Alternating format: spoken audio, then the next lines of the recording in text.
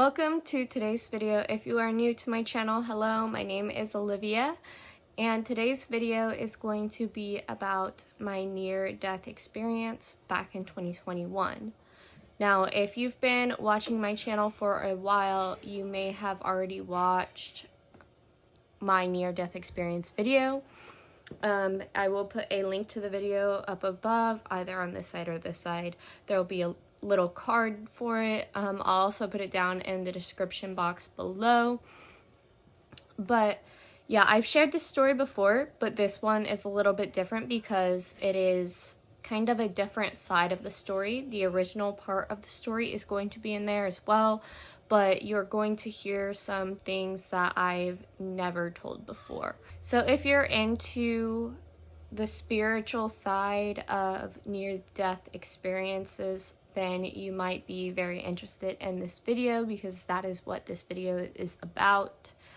And I've had some people comment on my last video stating that a near-death experience is there's always like a spiritual aspect to it, and that's not always the case because near-death experience can be taken in the very literal sense that you were literally near death, physically speaking. Your body was in a state of crisis and you were near death. But this video is the spiritual side of things. So this video occurred through somebody watching my previous video on this, and they wanted to do an interview with me. That is the channel Tales of Resilience, and I will add the link to their channel down below if you're interested in checking it out. I definitely would. You can watch the entire video of the interview that I did with Tales of Resilience on their channel. Otherwise, there's another video that I did on this interview, and it's basically like a part 1 to this video. Or you could just check out Tales of Resilience and the videos on there. I would also check out their other videos. They're pretty interesting. I've watched a few of them myself. So, by the way, don't mind the background noise. My family is home and they're very noisy.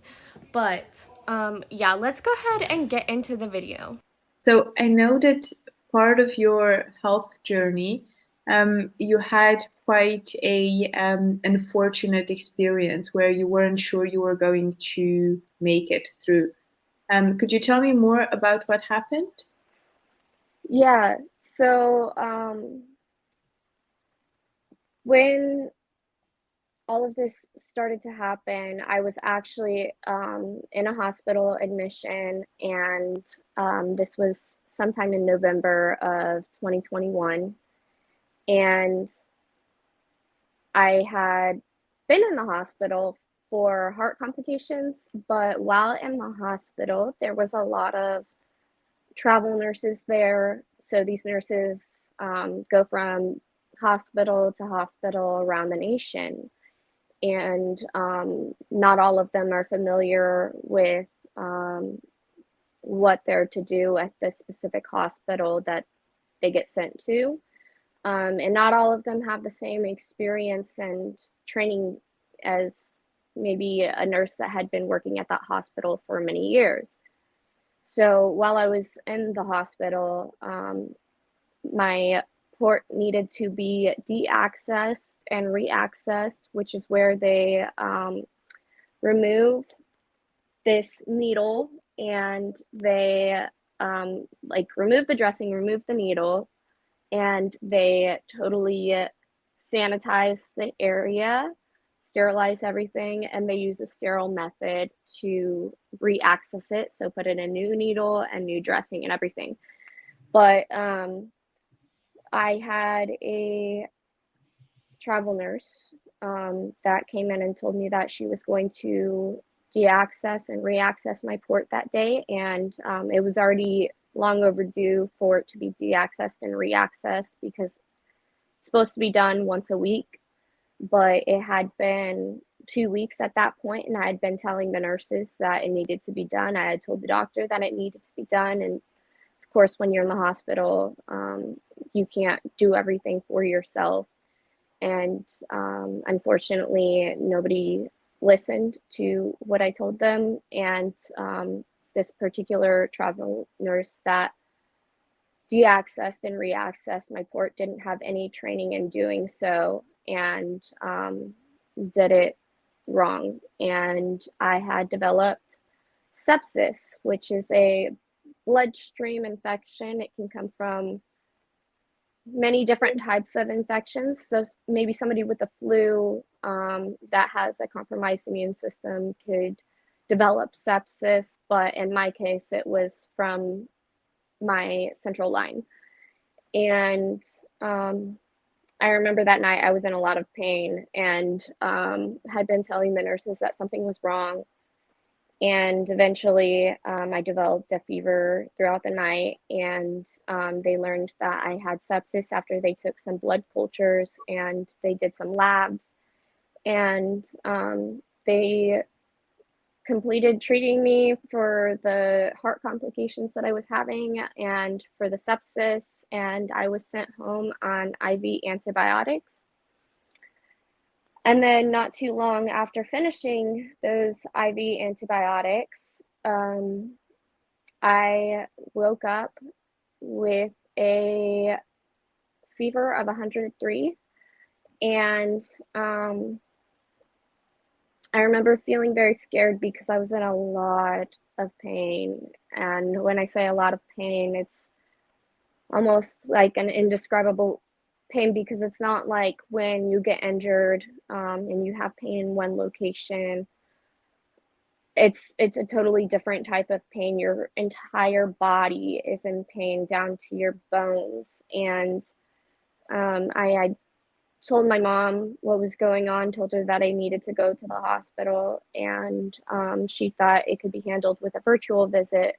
But I told her that wasn't a good idea, because I thought it was the sepsis that had came back, because it has a very distinct set of symptoms. So if you've had it before, you will definitely recognize the symptoms if you are developing it again. And so she said, all right, she was going to have my little brother take me. And I couldn't get out of bed. I could barely move. And I had taken too long to try and get out and pack a bag so he could take me. So he left for school because he was in high school. And then my dad came and got me. And by that time, I was feeling a little bit better. And so I was able to grab a few things. And when I get sepsis or any kind of illness, I get very weak. My heart struggles a lot more. And this was very amplified this time. So I got in my wheelchair. My dad wheeled me out, and we got to the hospital. And by the time we had gotten there, my fever had almost gone away. It was 100 point something. Whereas when I first woke up, it was 103 point something. And I thought that maybe they wouldn't believe me because my fever had dropped down quite a bit. But thankfully, after reviewing my history and the fact that I had just finished my IV antibiotics, and that I had literally just had a bloodstream infection, they decided to admit me, and they were running a bunch of labs. They were running, they were having like CTs, X-rays, EKGs, all kinds of testing. And they decided to admit me at some point, and they still didn't know exactly what was going on, but I remember that my white blood cells were extremely low. And I remember while I was in there, and I'd been in the ER for a very long time because they didn't have any beds available. And COVID wasn't low enough in my area to free up some beds. So a lot of COVID patients had taken up a lot of the beds, and they just didn't have any rooms. So I'd been in there for a very long time, and I was reviewing some of my tests that they had done, because while in the hospital, my last admission, things didn't go too well. And I thought, well, if they're missing something or somebody doesn't do something right, I want to make sure that I'm still taken care of. So I took it upon myself to review everything, and I came across my CT, and the interpretation was very different than other CT interpretations that I have had, and I've had a lot of CTs in my life. But this one was very different because it described that I had a low density blood pool around my heart. And I remember it said something about um, it could be caused by my anemia, because I had just recently had a few blood transfusions. And I thought, I don't think this is from my anemia, because I was experiencing some weird things that I hadn't experienced before, such as when they would go and push saline through my port, which my port is basically just like a permanent IV.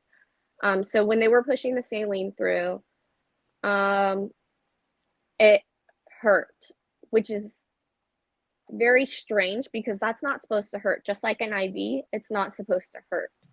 And whereas an IV goes into a peripheral vein in your arm, a port goes directly into my heart. And my heart was hurting whenever they would push saline through, and they couldn't pull any blood from it. And I found that very interesting. And I also had a lot of swelling in my hands and feet, which is very abnormal to me. Even the last time that I had sepsis, I didn't experience any swelling in my hands or feet.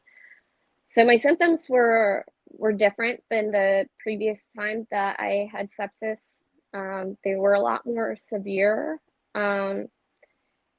And like I said, my fever had gone away for a while, and I was feeling a lot better for most of the time that I was in the ER. But at some point, I started to feel really, really bad. My chills came back, and then the pain came back, and it was slowly getting worse. I remember asking for a heated blanket, and because my fever had dropped so low at that point, they brought me a heated blanket, and I was still shivering, and the pain was getting more and more intense. I asked for another blanket. They came and brought me another blanket. And then I started to realize that something was very, very wrong, because the pain was worse than anything I've ever felt, worse than when I woke up that morning, worse than anything. It was very, very intense. So I ended up pressing my call light again, and the patient tech went and got my nurse, and my nurse came in, and I remember her taking my temperature, and she didn't say anything. Right now is a really good time to pause the video and clarify things, because if you've watched my original video, you will know one of the nurses did eventually say something. Just at that time, the nurse was not saying anything, but eventually, once more nurses were coming into the room, once they checked my temperature multiple times, they did eventually announce my temperature to the other nurses. And in fact, they said my temperature, and then they said, "What do we do? I've never even seen a temperature this high." So Yeah, they did eventually say something. Just at first, they did not. And I was very confused and very worried. But she reacted in a way that was very different than I've seen a nurse react to really anything. And she took it again, and then she took it under my arm, and then she called the charge nurse in there. And at this point, like, I was in extreme pain. And I had also previously, when I had experienced sepsis, I experienced some hallucinations, such as it was very odd because I had experienced this hallucination that I was in like a snowy place. There was a lot of snow on the ground, and I saw my mom as a child, and she was waving to her grandpa. I had never met her grandpa. He'd been dead for all of my life, so that was an interesting thing to see.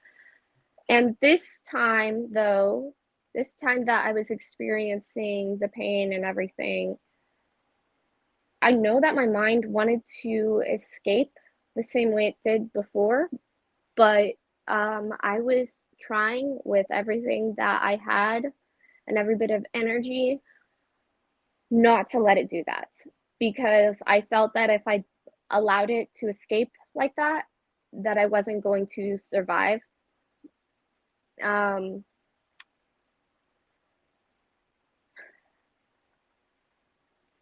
and I remember I felt something, though, something that was very different. There was more and more nurses pouring in the room as as things were getting a lot worse, and I felt God's presence in a way that I had never experienced it. Um, like, I've experienced His presence in worship and reading His Word, and in many ways, but this one was very different. It was almost terrifying, but not in the way that you would think. Like, you get scared watching scary movies. You get scared when somebody sneaks up on you. It wasn't that kind of scared. And I don't even know exactly how to describe this type of fear, but I'm assuming it's the type of fear that's described in the Bible, um, about how we should fear God. But it's very different. And I felt Him there very, very strong. And I couldn't see too well. My vision was very blurry. And I'd figured out why the nurses were acting so strange and why there were so many nurses in the room. My fever was over 105. And they realized that my heart was having some serious problems. And I remember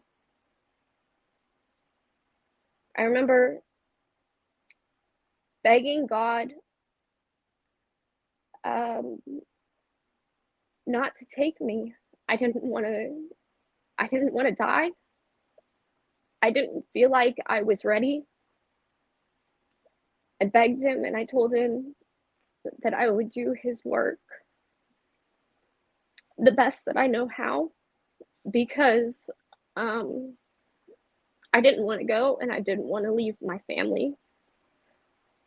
I didn't want them to experience that. And I had asked the nurses to call the chaplain in, but of course they were focused on saving me in that very moment, because that moment was very crucial for them to do everything that they could. They were putting ice on me. They wrapped me in this mechanical blanket. that was set to about 30 degrees to try and bring my fever down. They had maxed me out on all medications to try and bring it down. And I was terrified, and my hearing was going.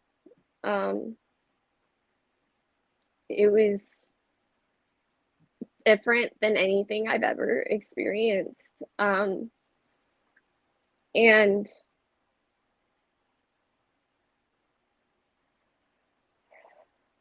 the reason I asked them to bring the chaplainess there is because I felt like all the begging and pleading that I was doing wasn't going to do any good. And I just felt as though I hadn't done enough. I hadn't done enough.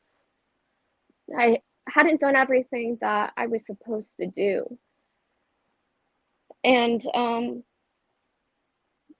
it's interesting because I didn't verbally speak out to God.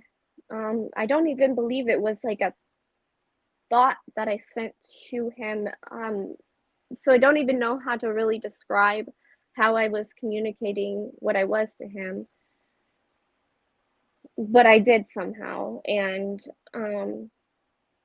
I remember that my fever eventually, over a few hours, had come down enough for them to finally relax and stop trying extremely hard, like stop having to take all drastic measures to try and save my life in that moment. It had improved, and finally a room had opened up, and they got me up to my room, and I felt like nothing had ever happened again. And I felt like God had heard me, that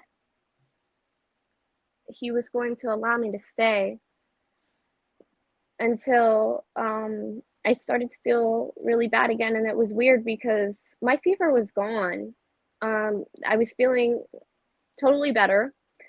A nurse had come and just was checking on me for the morning because I had lasted throughout the night and it was morning time at that point. And I asked her to bring me a toothbrush so I could brush my teeth. And literally, just as she walks out of the room, I start feeling horrible again. And it was, I don't even know how to describe it. It was so strange because it's like 1 minute I was totally fine, and within a split second I was feeling just completely awful again.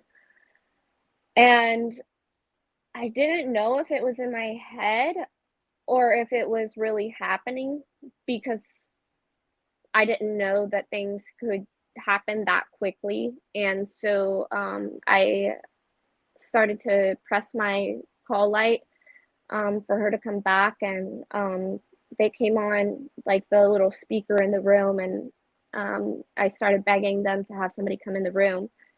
So my nurse came running in, and when she came running in, she checked my temperature, and it was like 100, and then she checked it again, kept checking it over and over, because I was shaking so bad that it's not like when you're cold you're shivering. It's literally like your entire body shaking very, very vigorously, like convulsions. And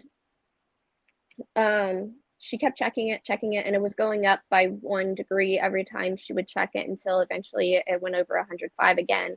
And they had called a rapid response, and nurses started pouring in there again. And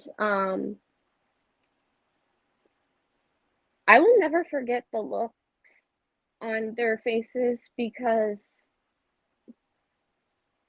it's a very terrifying thing when you're in the hospital and nurses that work with very sick patients all the time suddenly become shocked, and their face tells all.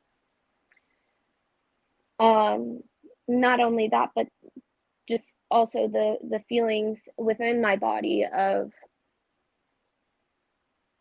I don't think I'm gonna make it.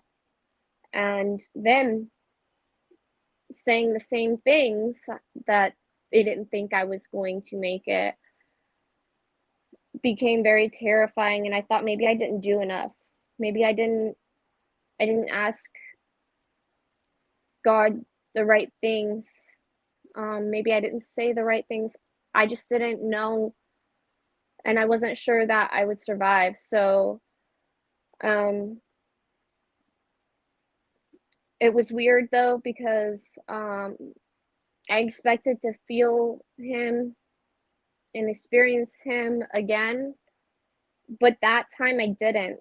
And I wanted to. I wanted to really bad, because I felt like I needed to talk to him again. And again, I was asking all of the nurses if they could call the chaplain in. And of course, they didn't. They were working on saving me. And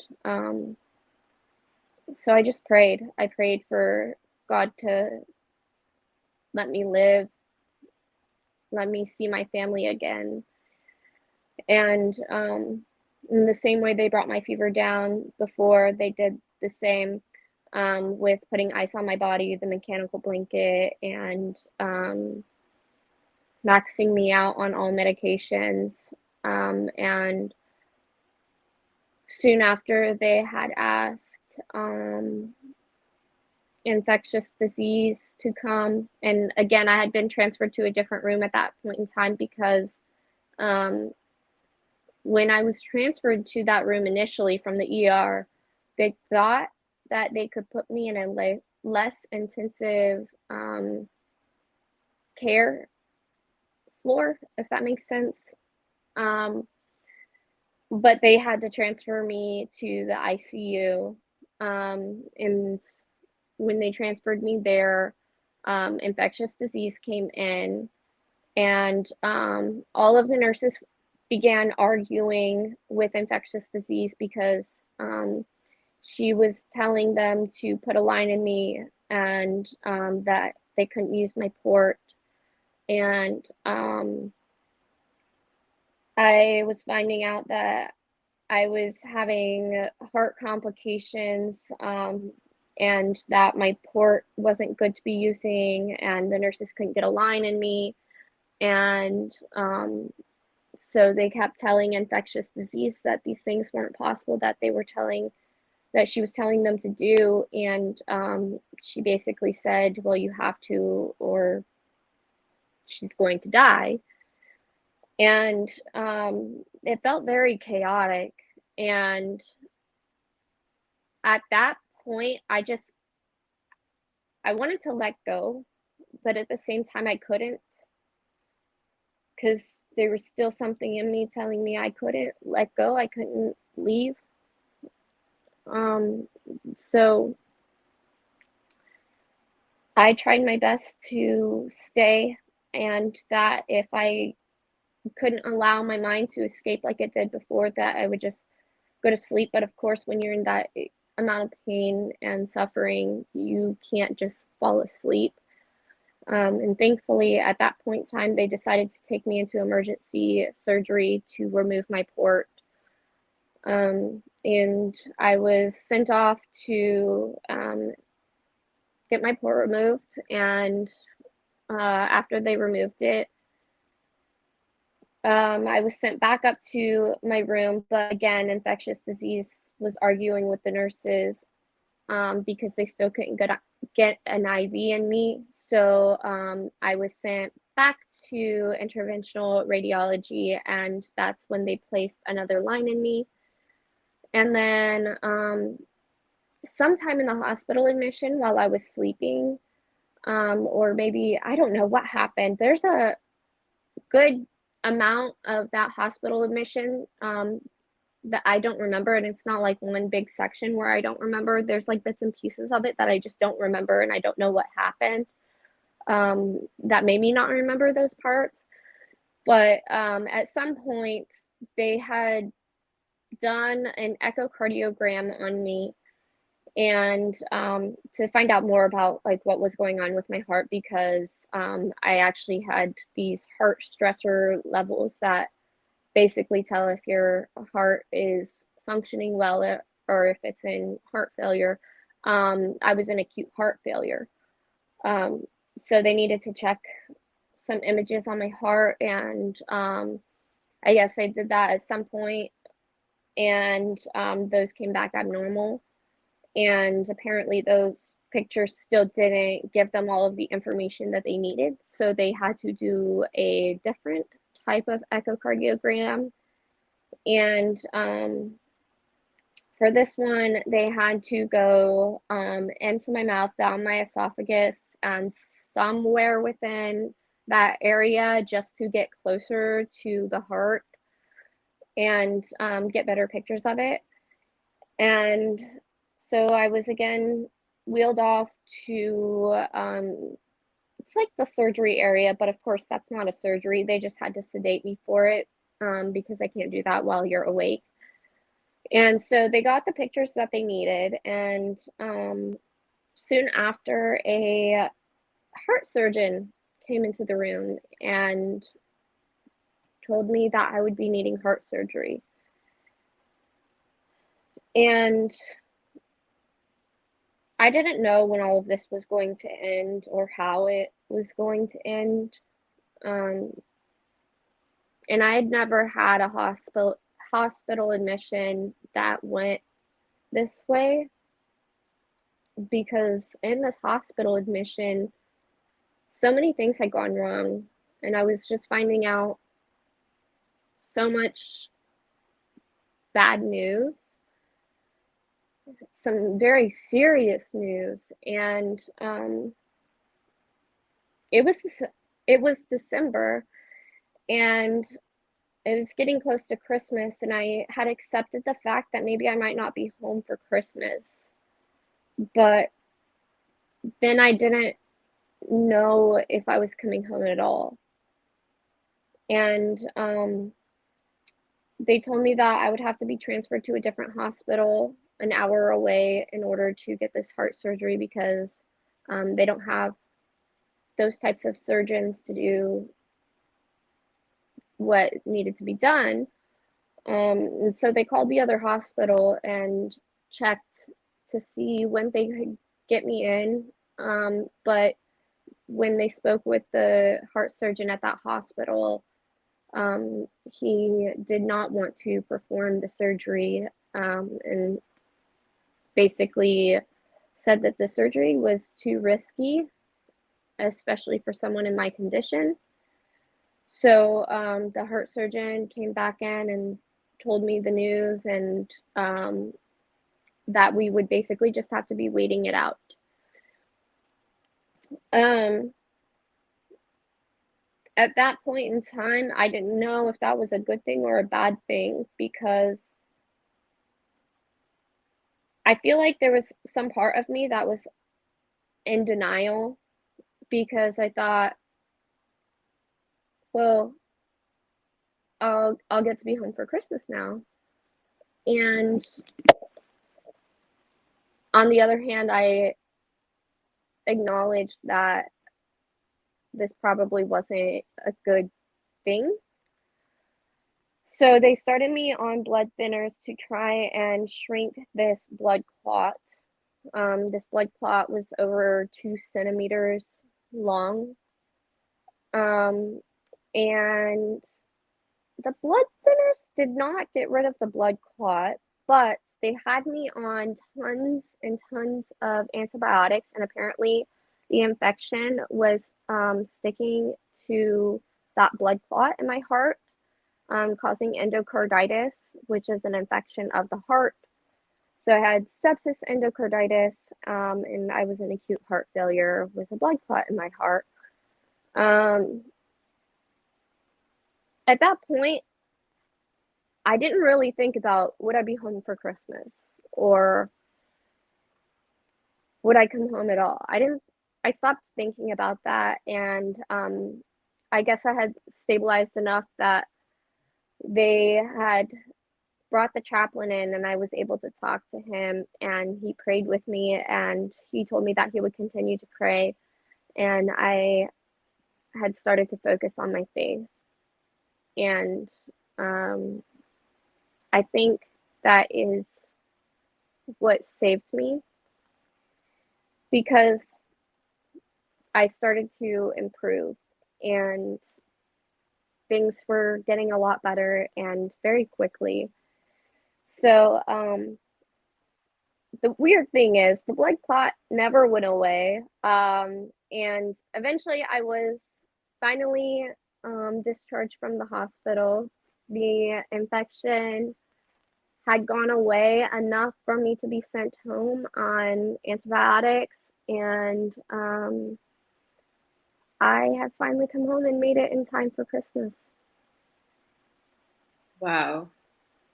That's such a beautiful and touching and amazing experience that you've had. And it must have been so frightening going through it all and terrifying and uncertain. Um, but I think it speaks again a lot to your character, that you are focused on keeping your faith, on wanting to keep being alive, even though it came with so many health complications. It's just an amazing thing to wish for. Alright, so that is the end of this video. I hope that y'all really enjoyed it. I enjoyed doing the interview with Tales of Resilience. It was a lot of fun. If you did enjoy this video, then hit that thumbs up button. If you are not yet subscribed and you enjoy my videos, then hit that subscribe button. And if you want to receive notifications when I upload new videos, then hit that bell notification sign. Don't forget to check out Tales of Resilience. The link is in the description box down below. Thank you for watching. I love y'all. Bye.